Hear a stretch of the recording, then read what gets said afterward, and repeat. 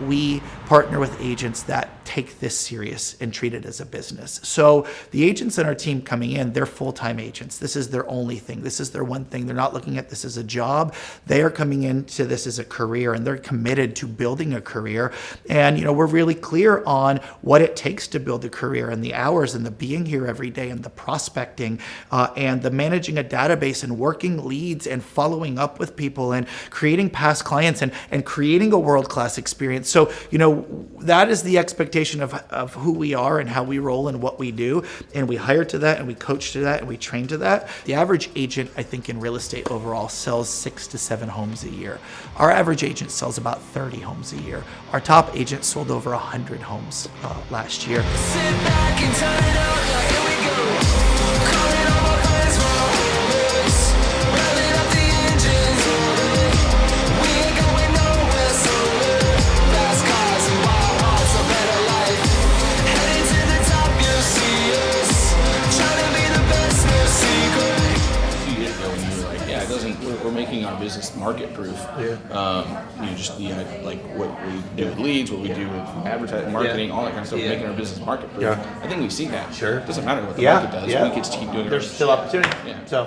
And here it's like, it's the same kind of thing. Talking to people and just connecting with them and all of that. So that's why I just felt like the transition from this to this was, once I realized it, it's literally so similar.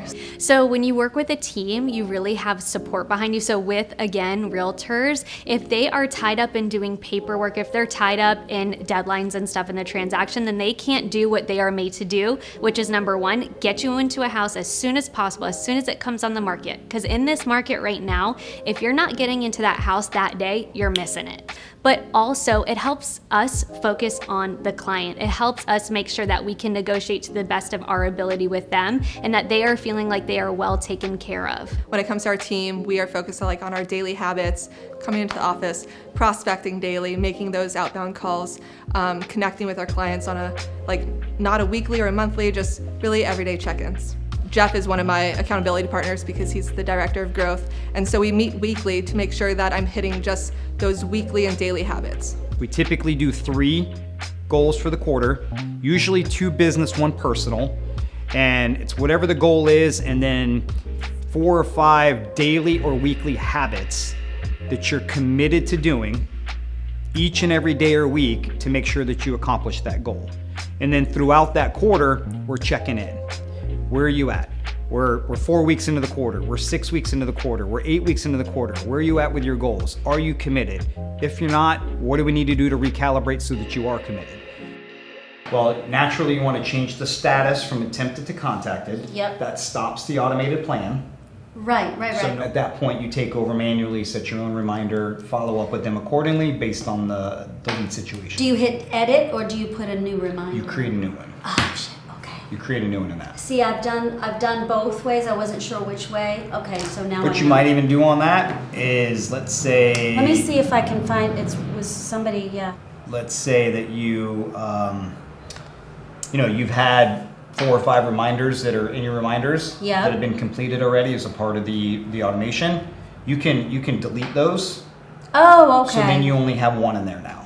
Okay. Does that make sense? Yes, it does. Okay. The house that sold for $475 is only 700 square feet more. That's the point. So you see what I'm saying? So it's really, it could be close, but you can have that conversation with them and the buyer and say, hey, here's why she thinks this way. Here's why. You need to talk to her first, though, and find out where she's at. I just talked to her on the phone, and then... She's got to be willing to come off 470. She's got to be. There's no way that 6 months ago she was... She's willing to. So you have to find that happy spot in the middle for them. Right now we're in a seller's market, so it's super competitive out there, and when our buyers are out there looking at homes, they're seeing multiple other families looking at the same home right behind them. So it's inevitable, they're most likely going to get into a multiple offer situation. Obviously having the highest and best offer is great, but there's a lot of things you can do in the contract itself to make our clients stand out. And a lot of it is just bringing it back to basics, making sure that we have a really well organized, clean offer to present to the listing agent. On the flip side of things, having a clean and organized contract is great, but a lot of it is building relationship with the listing agent on the other end.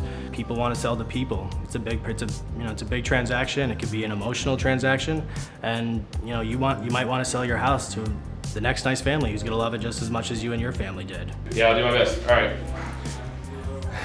Awesome. Thanks, Chris. See you, bud. What happened there?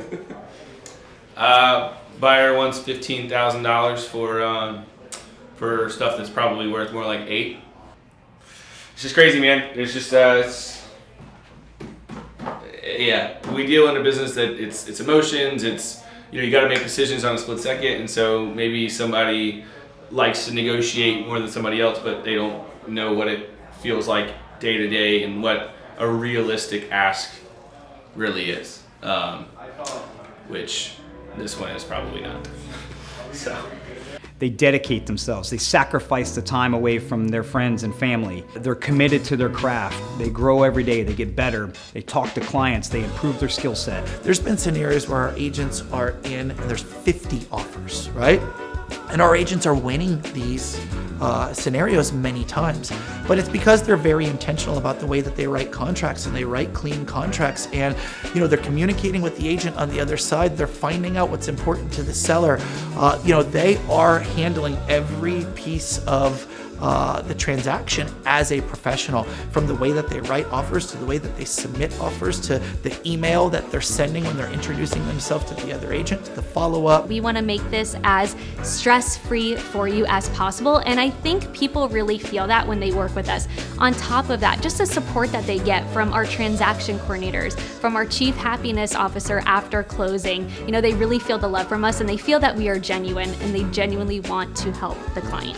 I think it's the intentionality, and I don't even know if that's a word, but we can use it. I feel confident.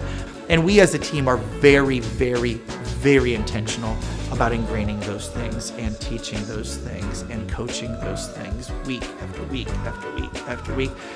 And our team's based around accountability. So everybody, when they start enjoying our team, they know that we have an accountability to the standard that we want to create for consumers and for our agents. Our job, when somebody partners with us in business, our job becomes to make them successful beyond their wildest dreams, right? To make them successful and to make real estate bigger and to make them more passionate than they ever even thought possible. To the rhythm of our